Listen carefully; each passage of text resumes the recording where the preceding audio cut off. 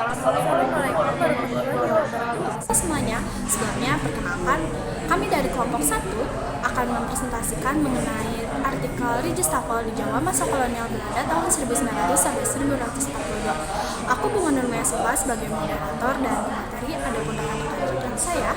Saya Mujir Salam. Saya Elisawati. Saya Hania Aura Ramadanti. Aku Ceisha Kanaya Putri. Saya Asep. Pertama, mengenai perannya dalam perkembangan Rijstafel akan dipresentasikan oleh rekan saya Mujir dan Elis Nawati.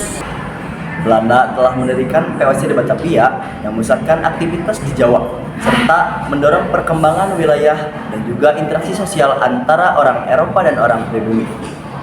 Pada abad ke-19, pegawai Belanda mulai berdatangan dan menmunculkan fenomena nyai, yaitu wanita pribumi yang dinikahi oleh orang Eropa. Nyai memainkan peran penting dalam hal pertukaran budaya, terutama dalam memperkenalkan kebiasaan memakan nasi dan juga rempah-rempah lokal dari Indonesia ke Belanda. Kebudayaan makan antara Eropa dan pribumi saling memengaruhi. Dengan nasi dan rempah menjadi bagian akulturasi yang dikenal sebagai Rijstafel. Nyai berperan besar dalam perkembangan akulturasi budaya seperti pembiasaan makan. Meskipun oleh orang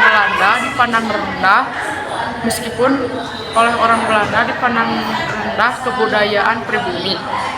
Tanpa mereka sadar, mereka telah menyerap banyak elemen tersebut dalam kehidupan sehari-hari, terutama dalam pola makan. Yang selanjutnya, mengenai materi Rijstafel di Jawa masa kolonial Belanda akan dipresentasikan oleh rekan saya, Hani dan Ceisha. Ini saya akan menyampaikan Rijstafel di Jawa masa kolonial Belanda. Rijstafel adalah tradisi kuliner yang berkembang pada masa kolonial Belanda di Indonesia, terutama di Jawa. Tradisi ini lahir dari percampuran budaya kuliner pribumi dan Belanda. Masyarakat pribumi awalnya makan dengan cara yang sederhana, seperti makan menggunakan tangan dan nasi sebagai makanan pokoknya.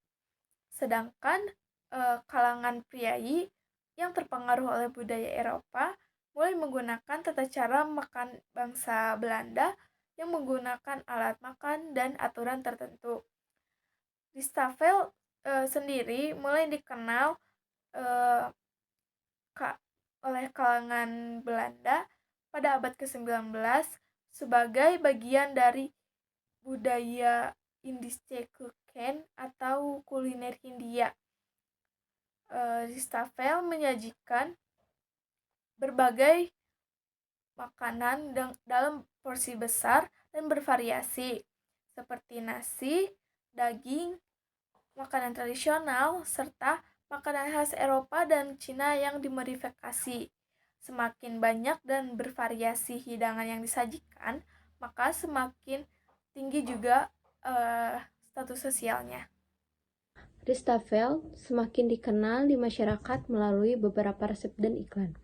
Buku masak seperti It's Rich mengajarkan wanita Belanda tentang hidangan pribumi pada abad ke-20.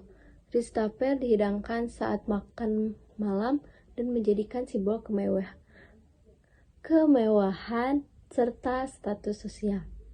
Produk instan seperti minyak kelapa dan mentega muncul untuk memudahkan persiapan Rijstafel. Setelah kolonialisme Belanda berakhir dan Jepang menduduki Hindia Belanda pada tahun 1945, Rijstafel kehilangan popularitasnya.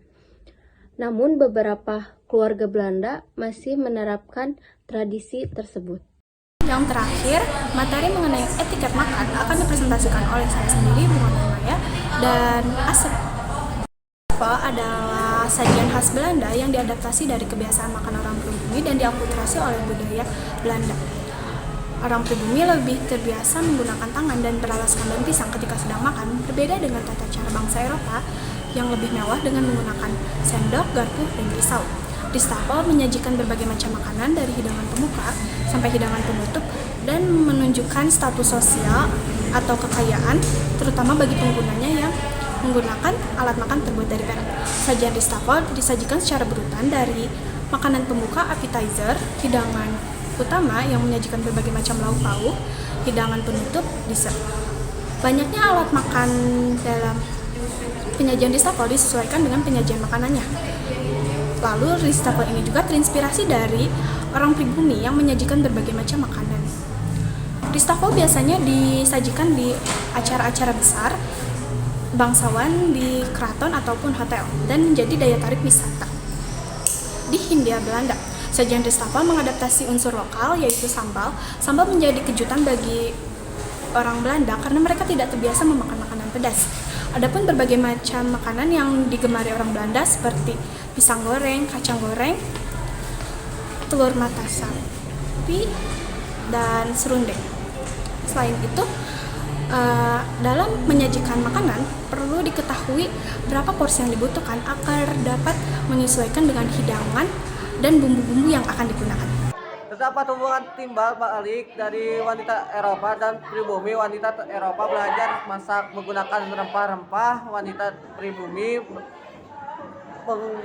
penggunaan alat makan dalam sajian menjadi celah untuk menjalin sembah politik antara elit Jawa dan Belanda. Pelayan pribumi dikenal dengan jangas, dilatih khusus untuk menyajikan hidangan dengan seragam yang menggabungkan unsur Eropa dan Jawa dan mengatakan hidangan sesuai dengan urutannya.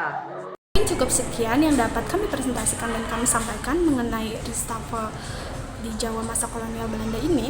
Mohon maaf bila ada kesalahan kata. Kami cukupkan. Wassalamualaikum warahmatullahi wabarakatuh.